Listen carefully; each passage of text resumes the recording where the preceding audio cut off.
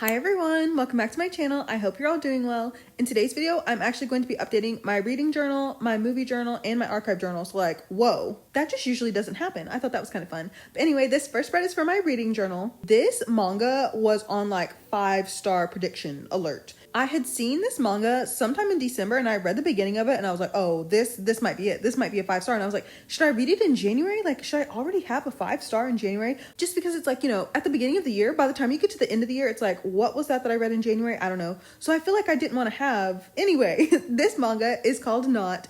It's a BL manga. Even though it's called Not, it has nothing to do with the Omegaverse. Not is kind of like a childhood friends to strangers to childhood friends to strangers to lovers story. Like, a lot goes on. The two main characters are named Shizuka and Tu, and when they were children, like elementary school aged, they were friends. But one day, Shizuka and another classmate, they find this little, like, it's almost like a little charm. It was like a little piece of paper with like a string tied on it. And I think Shizuka, it might have been the classmate, one of them was like, oh, I've heard about this.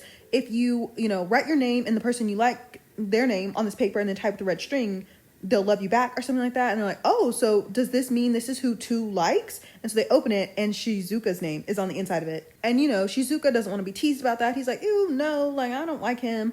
And Tu overhears that. And after he overhears that, he starts being so mean to Shizuka. But then Shizuka moves away. But then when he moves back, it's high school and Tu is completely different. He's like very dark. People don't really hang out with him.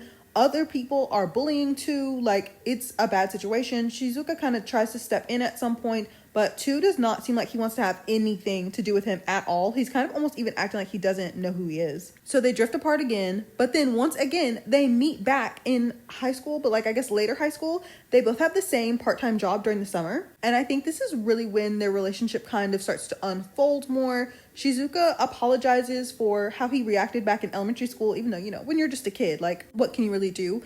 But that's also when Shizuka starts to understand that something is going wrong in Tu's home life. He would like to help, but he doesn't really know how to, and Tu also still doesn't want him too close. And you, as the reader, knows what has gone on and possibly what is still going on. It's very, very, very disturbing. Tu and Shizuka kind of lose contact again, and then the final time they meet is in college. And this is just the story of all of their meetings, all of their reunions, and all of their drifting apart. The reason why this was like on 5-star alert for me is because, you know me, I love a moody, gloomy kind of atmosphere in a story. The beginning of Not, it's just so good. It perfectly captures that kind of vibe to me. I also think there's just so much angst because there's so much history between them.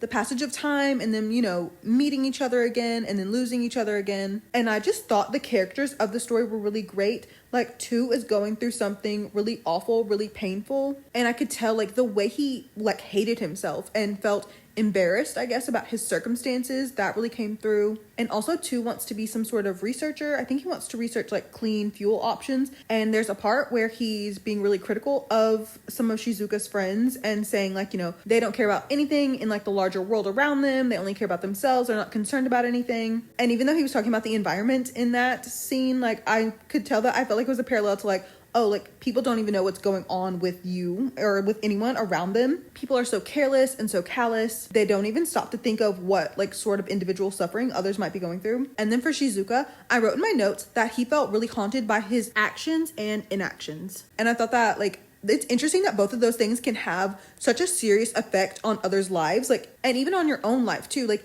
inaction, being passive, can be just as destructive as making decisions sometimes. It's kind of like when people talk about bullying, how if you're a bystander, like, are you just as guilty as the people who are actually doing the bullying? I think Shizuka just really wished things had gone differently. And, as I was saying, just wanting to protect someone, but not knowing how to. There was so much I really loved about Not. Like, even the more, like, simplistic art style I thought was really, really nice. The only thing that's stopping me from giving it 5 stars is, number one, this is done by a scan team. Not that that means the quality is poor or anything like that, but I would like for there to be an official English translation just because, like, there were a few things that I thought could have used clarifying. Specifically, that's the second reason why I cannot get this 5 stars is the ending. But maybe that's just me because I don't believe in forgiveness. I think if someone does something terrible to you, you don't have to forgive them at all. And I thought it was really interesting because Tu says something like that in the story. He's like, human beings don't have to forgive. So that's why I thought it was a little confusing why the ending was kind of how it was. But this story was so good. Just know that, like, I'm probably going to give another story at some point this year 4.5 stars, but it'll be a different 4.5 stars than this one. Like, I feel like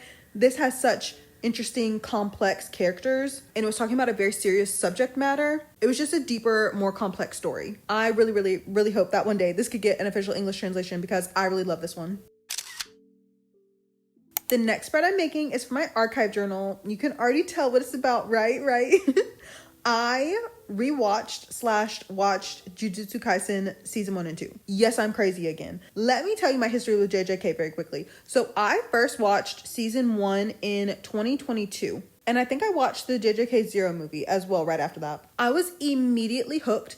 I love the characters in Jujutsu Kaisen so much. Every single one of them, so much. However, when season 2 came out, I was like, there's no way I can do the wait until season 3. Like, I can't do it. So I purposefully did not watch season 2 until now. And so whenever I, heard the date that season 3 was coming out, I was like, okay, it's getting time for me to do my rewatch. And then I was like, what if I watched/rewatched Jujutsu Kaisen in chronological order as opposed to the order everything came out. So I watched the first 5 episodes of season 2, Geto and Gojo, when they were kids, when they were students. And then I watched, or I guess I should say rewatched Jujutsu Kaisen Zero. And then I rewatched the entirety of season 1. And then I watched the rest of season 2. What an experience that was. I know some of y'all are listening right now jealous that I had that experience. I highly recommend. Oh my God, it was so good. Let me get my notes up. Oh yeah, I did take notes. Yes, I took notes on Jujutsu Kaisen because it's that serious to me. The first notes I really took were about Geto because I think those first 5 episodes of season 2 do so much to expand on how Geto got to be where he is today. Granted, how much spoilers? Should I do spoilers in this video? I guess so. So, that's not Geto, of course, as we once knew and loved him. But in my notes, I wrote, I never really liked Geto before, but seeing how he was slowly corrupted by his own initiative to help, wow. I said, him being young and isolated with this power no one else has, he literally has to poison himself, essentially.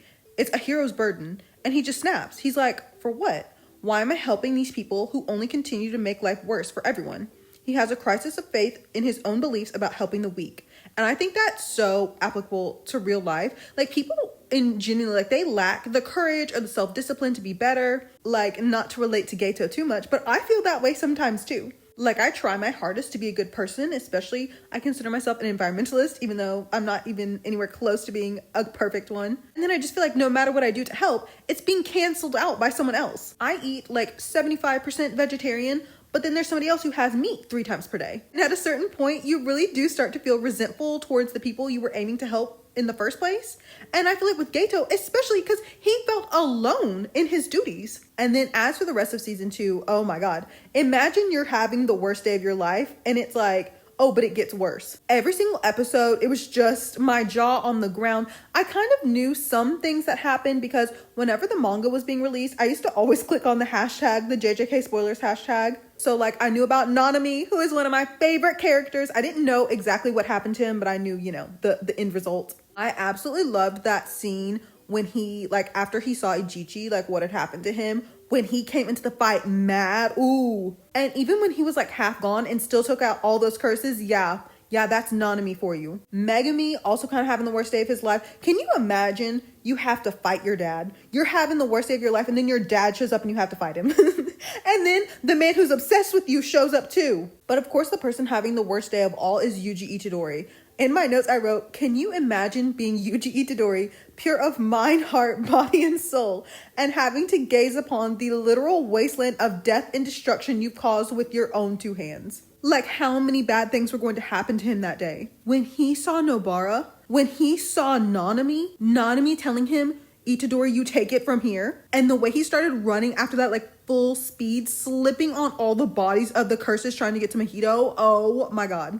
He also had so many cool fight scenes. That one in the bathrooms with Choso. Did y'all look at the lighting? They don't even like real movies, with actual people in them like that. The lighting. And also when him and Megumi were fighting side by side, I was like, yeah. I also literally do not know what else happens. I think it's so funny.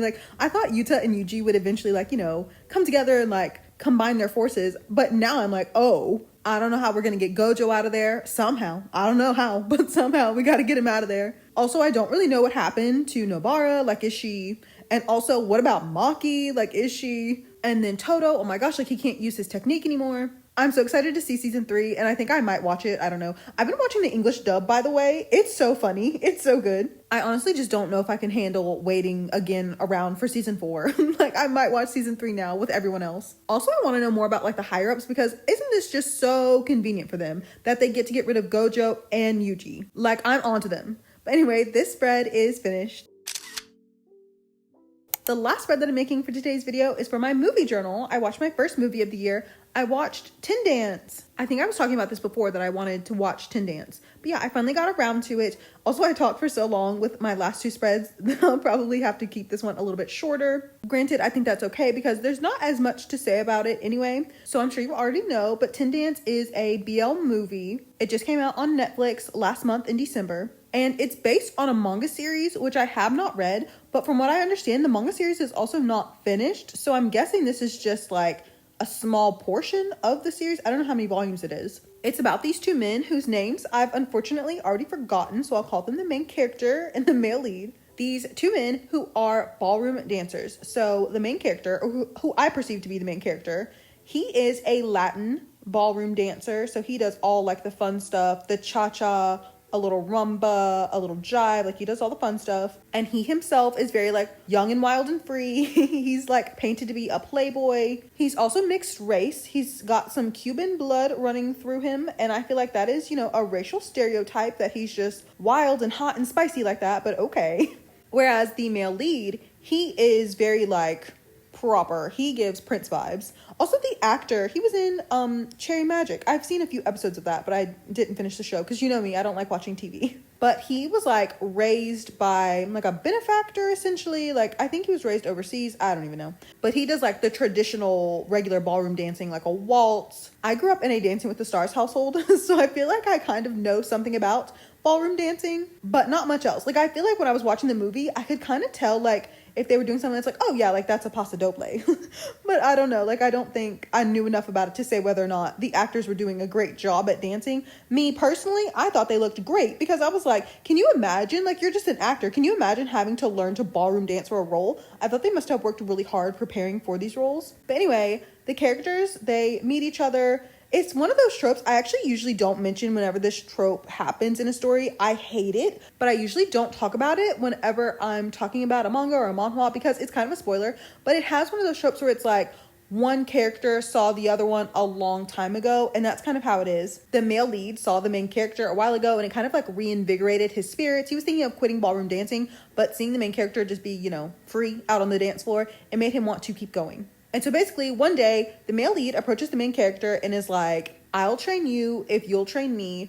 We need to participate in the Tin Dance, which they never show, by the way. Like they don't actually ever show like the big competition for the Tin Dance. So I was like, okay. They do a bunch of dances at the end, but like that wasn't the Tin Dance, right? I thought the Tin Dance was its own competition. So as it goes over the course of time, as each of them are mutually training each other, they get closer and closer. They have a lot of tension. My favorite scene in the movie was when the main character was, I don't even know what dance that was, maybe a rumba, but he was like teaching him, you know, after hours. And when he got to his knees, I was like, whoa, I was grinning from ear to ear. The whole reason they can't be together is kind of confusing to me. Like, I don't really quite understand their conflict. I think for the male lead, he's someone who likes to very much so be in control. And I think if he was with the main character, he would feel that he was like losing himself, losing all the like rigid control he has on his life. He's very regimented, very strict. And for whatever reason, the main character feels used by the male lead. I don't really know in what sense though he feels used. Like I feel like it's got to be a very intimate thing to be a dancing partner with someone. So I don't know if the main character just feels like, oh, like once, you know, the male lead is done with this partner, like he'll just throw them to the side. Like, I don't know, but I thought they had a lot of chemistry. Was this the best movie I've ever seen in my life? No. I was very like pleasantly surprised by the cinematography. I thought it looked really nice, actually. I enjoyed it, but I don't think objectively it was that good. Like there's no way it could get more than 3 stars. I'm just glad that BL story adaptations are getting any like sort of funding, any sort of budget to be made into. I'm not even a live adaptation sort of person. I would much prefer something to be animated. But I guess every time something does get adapted, it's a win in some small way. But yeah, now that this spread is finished, we can go put all the spreads that I made today into my digital journals. There was something else that I meant to say at the end of my last video, actually. If you remember, I was talking about the things that my best friend had gotten me for Christmas. I left out something. I forgot to tell you. She got me this little like beaded bracelet that has this little sea turtle on it. And I don't remember what the company is called, but basically if you buy these bracelets, it matches you with a real life animal that they have like a little tracker on them. And so you can track where your animal is at in the world. So my little sea turtle, her name is Soul. She's not little at all. She's actually kind of large. And I'm just, you know, been watching her. She's kind of, I think right now, like around like the Gulf. Like she might take a little trip to Florida. She might take a little trip to like, what, Baton Rouge. Like she's in the Gulf. The bracelet itself is really nice too. It's purple, which is my least favorite color, but that's okay. And I really love how like the beads feel. Like they feel like they're like a very nice weight. But the only thing is it kind of like triggers my like hives. I feel like I talked about this in a vlog before, but if you made it to the end of this video, I guess you also get to know I have a chronic hive condition. And so I kind of can't wear it. It makes me so sad. And it's not like just like random animals they put a tracker on. It's like, you know, some sort of charity, like a conservation effort, you know, right, to make sure the turtles are alive and healthy. So that's my turtle update. What else did I want to update you on? I got a bunch of vitamins at the beginning of the year. Have I been taking them yet? No, they're all gummy vitamins because I can't swallow regular vitamins. They're too big. But I'm about to be so like vitamin and mineraled up. I'm gonna be so unrecognizable when I have energy. But I've tried one so far and the bottle says no iron aftertaste. I beg to differ. It tastes like someone punched me in the face with like a little hint of grape juice mixed in. Like, I don't know about the no iron aftertaste. Those are today's updates. I actually need to stop sitting here just kind of staring into space, thinking about what else I need to tell you because I have a lot of editing to do. Thank you for watching today's video. Everything I used in today's spreads will be in my Pinterest board. The link to that is in the description box, along with the links to all of my other social media accounts, as well as the links to all of the Google Drive folders for all of my journal deco kits. If you have any questions, please let me know. I'll do my best to answer them. I really appreciate you hanging out with me like this today. It's almost like if we were both sea turtles, we'd be waving as we passed each other in the Gulf. I know you were just picturing us waving our flippers. Yeah, exactly. I'll see you in the next one. Bye, everyone.